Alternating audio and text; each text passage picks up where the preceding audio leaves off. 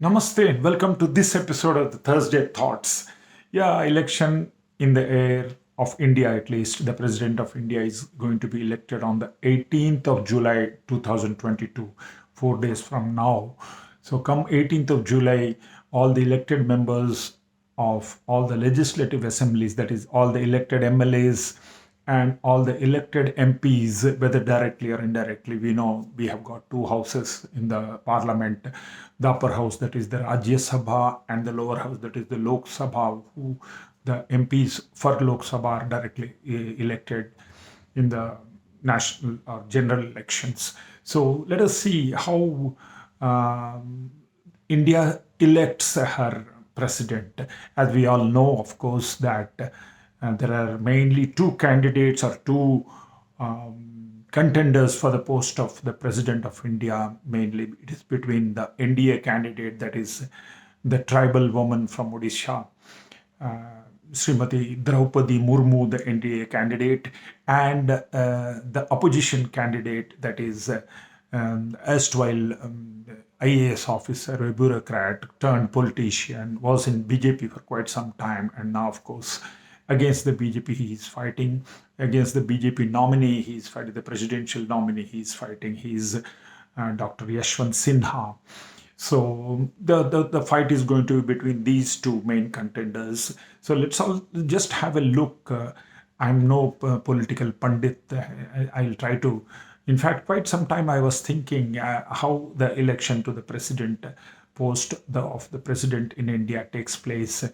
So if you look at the procedure, the process, we have got states wherein we have got the state legislative assemblies, are the members to that legislative assemblies are called the MLAs. And of course, we have got the MPs who are the member of parliament from each state. And of course, there are some states, not all, I reckon that some states we have the legislative councils, and there are a lot of members who are nominated to the Rajya Sabha or Lok Sabha as MPs. So now a word of caution.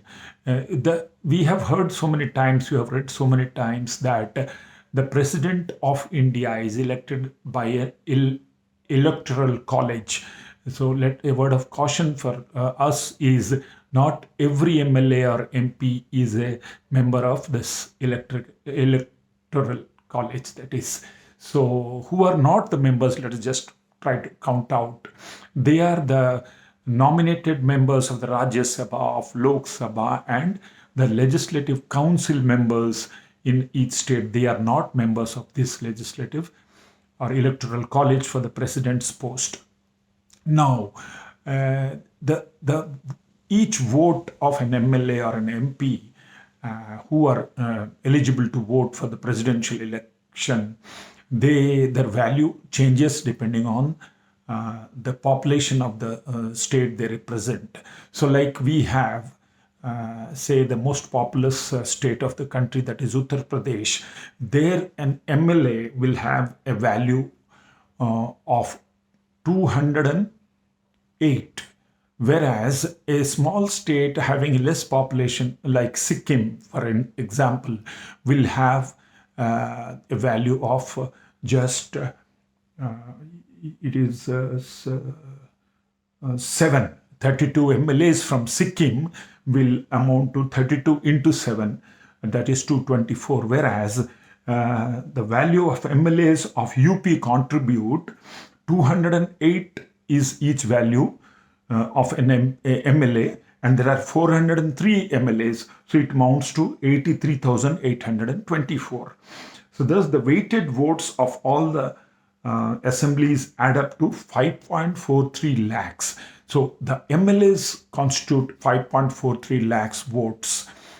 And it was decided, okay, as we have discussed, 1971 census, these ratios were decided or benchmarked rather. Now, it was decided that the MPs, total MPs, how many we have in India? We have 543 Lok Sabha MPs and 233 Rajya Sabha MPs who are eligible to vote. So these 776 MPs also should, the votes of these 776 MPs should equal to the same 5.43 lakh votes of the MLAs. So it is very simple. 5.43 lakhs divided by, they have gone rounded off to the nearest 100, that is that's 700. So it is divided by 700. So as a result, the number of MPs, the number of votes by total 776 MPs also amounts to 5.43 lakh votes. So as a result, 5.43 plus from MLAs and 5.43 from the MPs, it comes to 10.86 lakh votes for a president. And how many voters we have for this president's election is, you can see it is 4,809. So 4,809 voters are there. That is, they are the elected members of the legislative assemblies, MLAs as we call them, or the members of the parliament, MPs. So it's totaling up to 4,809. And you can go state by state. Of course, we can see it in the net as well. I'll just run through that. It is just a scorecard, reading through the scorecard like thing. Andhra Pradesh, we have got 175 members, and each member having 159 value of vote. So that totals to 27,825. Arunachal Pradesh, we have got 60 members, each member having a value of 8, totaling up to 480 votes. Assam, we have got 126 members, each member having 116 value of his vote. So he totals, Assam totals up to 14,616. Same way, Bihar, very populous state, as you all know, though some portion has been divided. And the divided Bihar now stands at 243 members, MLAs, and each one having 173 votes. So that totals to 42,039 number of votes. Same way, we have got Chhattisgarh called out of Bihar. As you all know, 90 members are there, and each member is having 129 votes. So it amounts to 11,610. So like that, Goa, we have got 840 members, each one having 20, value of vote is 20, totaling up to 800. Gujarat, of course, is a populous state. We know 182, the number of MLAs, and each MLA is having a value of 147 to 26,754. So like that, we have got Haryana, 19 members in the Legislative Assembly, each member having 112. 10080, 10,080 is their total value. And we are talking about MLAs only here. Haryana, we have read. Now Himachal. Himachal, of course, we have got 68 number of members in the assembly, and we have got 176 each one. Value of the vote is totaling up to 14,256. That is, Himachal Pradesh is 68 and 51, totaling up to 3,468. And Jharkhand, we have got 81 members, 176 each one having the value 14,256. I'm sorry, this is Jharkhand. Karnataka, again a very populous state, 224 members of Legislative Assembly, and each value is 131, so totaling up to 29,344. Then Kerala, 140, each one having 152, 21,280. MP, Madhya Pradesh, we have got 230 number of MLAs, and each one having 131 is the value of each voter, so totaling up to 30,130. Maharashtra, again a very important state, 288, we have seen the numbers recently, of course. 288 is the number of MLAs, and each MLA carrying vote value of 175, totaling up to 50,400. We have got Manipur, a smaller state, 60 members, each one having 18, 1080. Meghalaya, again 60 and 17, so 1020. Mizoram, again 7 sisters, the states in the northeast, 40 and 8, so 320. Nagaland, we have got 60 and 9, 540. Odisha, of course, 147 number of MLAs, and each one is having 149 value, so 21,903. Punjab, 117, recently we had the elections there, 116 is each value, so 13,572. Rajasthan is a bigger state, 200 members, each one having 129, 25,800. Sikkim, we have discussed 32 and 7 is each value, so 224. And we have got Tamil Nadu, again a big state, 234 members, MLAs, and 176 each MLA carries a value of a vote, 41,184. Telangana, 119, the number of MLAs, and each one having 132, totaling up to 15,708. And Tripura, of course, a smaller state, again from the Seven Sisters, 60 and 26, so 1560. And Uttarakhand, 70, 64, 44, 80.